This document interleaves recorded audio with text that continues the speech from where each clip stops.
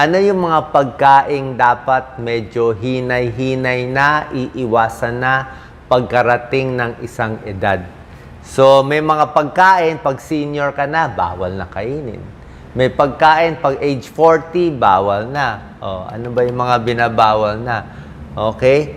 So, ito po, recommendation ko lang. Ito, pag bata ka pa, pwede mo kainin. Pero para sa akin, kahit 20 years old, pwede na siguro bawasan yung ganito. So, ano yung mga pagkaing iiwasan natin? Ano ba nangyayari? Actually, itong mga rules na to, hindi ko naman to gawa-gawa Kasi, ang katawan natin, hindi pareho ang 20 years old ng digestive system at 40 years old at 60 years old na digestive system. Hindi na pareho. Pagdating ng edad 40, 50, medyo yung laway mas konti na. So, lagi ng dry. Yung panunaw natin mahina na. Usually, pag 50, makita mo, mabubulunan ka na, lagi ng dry. Unang kain mo, lalo ng kakanin, magbabara yan dito. Kaya sabi ko, inom ng konting tubig para lumuwag.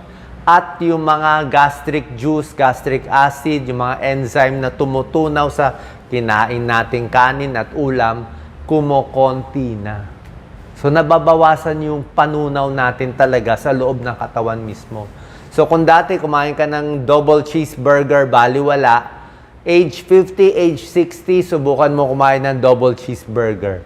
Tingnan natin kung hindi ka ma-impatcho. Kasi nga, iba na Kailangan kung kakainin mo, dahan-dahan kasi mabagal na yung gastric juice natin. Tsaka yung galaw ng tiyan natin. So, yung katawan natin ang nagbabago.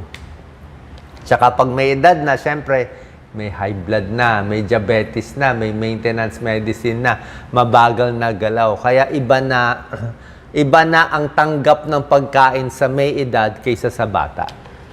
Okay, 12 foods na medyo ingatan na natin.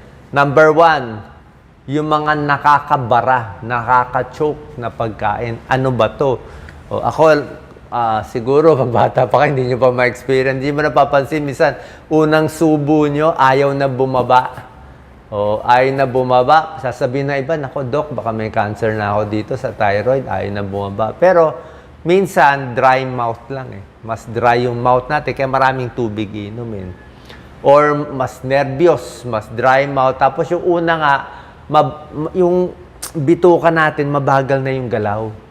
So, pwedeng magbara yan, lalo na yung mga, kakanin, di ba? Mga, kutsinta, bibingka, kahit yung mga prutas, mga melon, yung melon na malalaki, biglang kain mo, o minsan orange, magbara dito, o popcorn, magbara.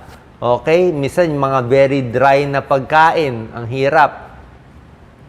Mga may buto, di ba? Dapat dahan-dahan na ang nguya Steak, karne na matigas, o hotdog na malaki, pwede kang So, dapat, pwede kang mabarahan. Tubig, sabaw muna, tapos yung unang kain, mabagal muna. Pag bumaba na, tsaka na okay. Paano kung nagbara? Emergency, tinatapik sa likod, meron pang mahirap isuka. Ang dapat nyo gawin, pag nandito na stock up, natatakot ka, hindi ka makahinga, ako, iniinuman ko konting tubig Pinipilit ko itulak. Pero, relax lang ang utak. Relax lang. Intay ka 10 seconds. Mamaya, after 10 seconds, biglang bubuka na lang esophagus, bababa. Ayan. Okay, na-save ka na. Kung hindi, nakakatakot po. O merong iba nadadala talaga hindi makahinga. So, ingat na. Usually, anong age to? 50 and above para sa akin nacho-choke. Lalo na above pa doon. Empty calories, di ba? Ito nga, kahit 20 years old kailangan po ba kumain ng matatamis, maalat, junk food palagi. Di ba? Alam naman natin, high sugar, diabetes, high salt, high blood.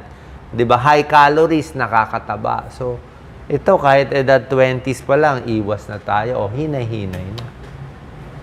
Hilaw na pagkain. Okay, hindi ko nalagay lang dito. Mga kilawin, hilaw. Sushi, hilaw. Manok na may dugo.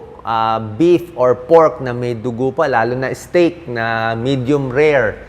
O, ano problema? Kasi minsan, may mga bacteria, may mga infection, may mga parasite, may mga bulate yan. May beef tapeworm, pork tapeworm, fish tapeworm. So, pag natsambahan na hindi maganda yung source, pwede ka magkaroon ng serious food poisoning. Pwede ka magtae. Okay? Talaba, tahong. Minsan may red tide. Maraming mga red tide dito sa atin. Matsambahan ka, maparami kain mo, pwede ka ma-food poisoning, magtae ka talaga in 5 days, 7 days, tuloy-tuloy pagtatae mo. Ang point is, pag ang edad 40, mas bata, nagtae, malamang mabubuhay siya. Pero kung 50, 60 years old ka na, may sakit sa puso ka na, tapos tatamaan ka ng food poisoning, delikado, may namamatay. Sa Amerika, marami namamatay. Listeria, food poisoning, third leading cause of death of food poisoning in the US. Dito sa Amerika, yung nasira na pagkain, gatas na nasira, o yung hindi pasteurized. Di ba tayo minsan mahilig galing sa kalabaw, di ba? Hindi na, ang pasteurized parang iniinit nila yan, patayin mo na yung bacteria. O baka hindi nyo nilagay sa ref yung pagkain, di ba? Tayo, umaga, tanghali, nakalagay lang yung pagkain, sira na, panis na. May mga prutas tayo dyan, minsan may mga pakwan na aarawan. Pakwan, may hiwa na. O binuksan mo, pag kinain mo, iba na yung amoy, malansa na amoy, so sira na siya. Okay? Hindi nalagay sa ref agad. O yung mga hindi niluto, mga smoked fish o mga sausage na hindi niluto, so delikado po. Dapat lutong-luto. Listeriosis, food poisoning, delikado po. Nagtatae, muscle spasm, matinding food poisoning. Third leading cause of death sa Amerika, food poisoning. Red meat, di ba? Ang daming taba. Okay? Chicharon bulaklak, chicharon, crispy pata, patatim. Alam niyo naman, syempre, at a certain age, lalo na pag tumatanda na tayo, overweight na, malaki na ang tiyan, siyempre, sobrang taba, takot tayo sa cholesterol, sakit sa puso, diabetes, overweight, di ba? Pwede naman kumain paminsan-minsan. Kahit ako kumakain paminsan, baka once a week o once a month. Pero, meron namang healthy protein Pwede kang isda, pwede kang manok, pwede kang beans, munggo, protein din. Pwede kang tokwa, tofu, protein din. Pwede kang mushroom, protein din. Mga gulay, may protein din. Di ba? Mga vegetarian, veggie meat, di ba? Uso rin ngayon. Alcohol, yan. Ang problema sa alcohol, pag may edad, wala nang balance. Di ba? Yan ang kinakatakot ko lagi pag senior na, pwede kang matumba. At ang dami ko na nakitang pasyente, tatawag sa akin emergency, ay si tatay nahulog sa banyo, tumama yung ulo. Pina-CT scan sa emergency room, may dugo. Hindi na gumising. Nahulog, na hip fracture. O, mula nung na-fracture yung hip, nakahiga na lang. Nakahiga, hindi na kumakain, hindi na makadumi, nagkaroon ng bed sore. O, well, basta yung unang hulog, delikado. Ba't nahulog? Pwedeng imbalance, hindi maingat sa bahay, or malakas uminom ng alak. Kasi alak, kahit hindi ka uminom ng alak, wala ka na ngang balance. Lalo na sa gabi, mahina na ang mata natin, hindi na natin gano'ng makita, di ba? Mabilis na tayo mabangga, yung malalapit, hindi na natin nakikita. Mapapansin nyo yan, di ba? Pag medyo may edad na kayo, laging nabubunggo dito, bunggo dito, di ba? Tama dito, tama doon. Kasi nga yung mata natin, tsaka yung balance, coordination, mahina na. Iwas na alak, iwas na sigarilyo. Nakakadagdag ng calories at hindi rin maganda sa katawan. Kape, pwede naman magkape, pero siguro 2 cups of coffee at baka decaffeinated na lang. Kasi pag may edad na, hindi ko masabi anong edad para sa inyo, kung may sakit sa puso na, kung may high blood na, di ba? Baka magpapalpitate ka na, di ba? So, konting bawas na. Okay? Tsaa pwede, kasi tsaa mababa lang yung caffeine High sodium foods, okay? Pag bata, puro junk food, chichirya, cornix, lahat ng alat pwede, di ba? Lahat ng tamis. Pero, pag tumatanda na, age 50, kita nyo mukha natin, maga-maga na yan, kamay mas maga, paa mas maga, 'di ba? Mas tumataas na yung blood pressure, 'di ba? So, lahat 'yan dahil sa sobrang alat.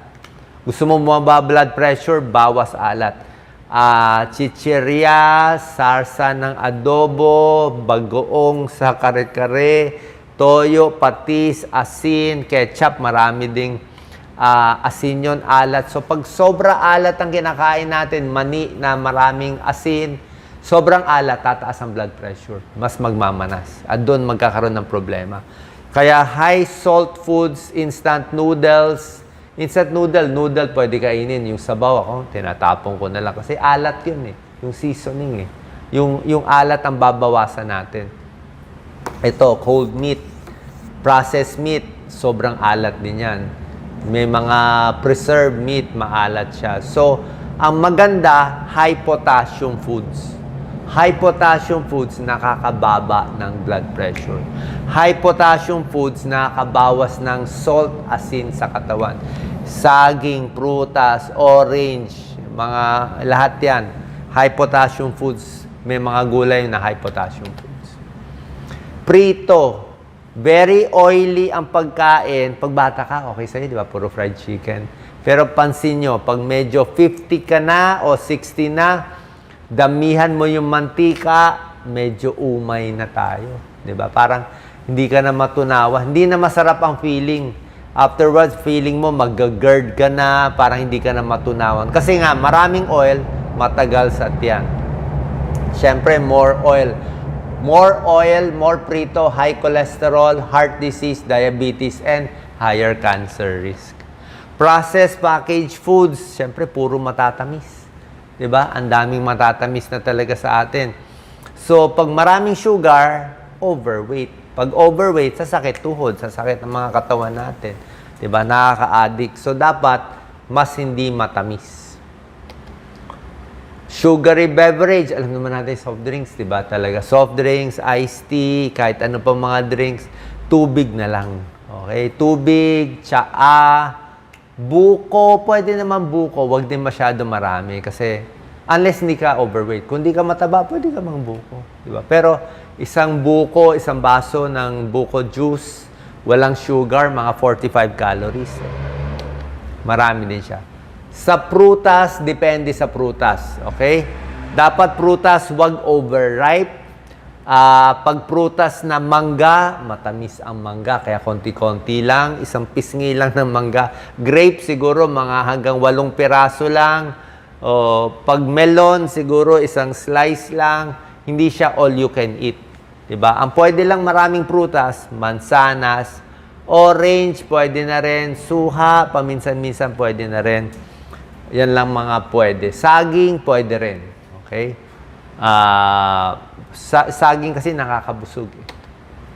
High-fat dairy, full cream milk, ice cream, di ba? Konti-konti lang, full cream. Di ba? Dapat medyo low-fat na pa nagkakaedad.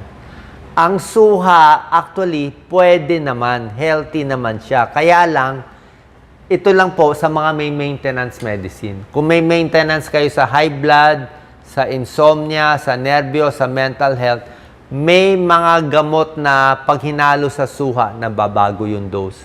Tingin ko pwede naman kumain ng suha, wag lang sobra dami. Pero kung wala kayong maintenance medicine, okay lang. Alak, babawasan. Spicy, depende sa inyo. Pag wala kayong GERD, okay naman. Pero tulad na sinabi ko, pag may prostate problem, ingat sa spicy. May hemorrhoids, ingat sa spicy. Diba? Pero otherwise, kung kaya nyo, yan. Pero sa mga may GERD, yan, ingat tayo. Okay? So, sana po nakatulong tong video natin, yung mga dapat kainin at medyo dapat iwasan pa nagkakaedad. Lahat ng gulay, pwede. Ayan, healthy food, isda, konting itlog, meat, alam nyo naman lahat ng gulay, pwede naman lahat yan. Yung mga binanggit ko, konting bawas po. God bless.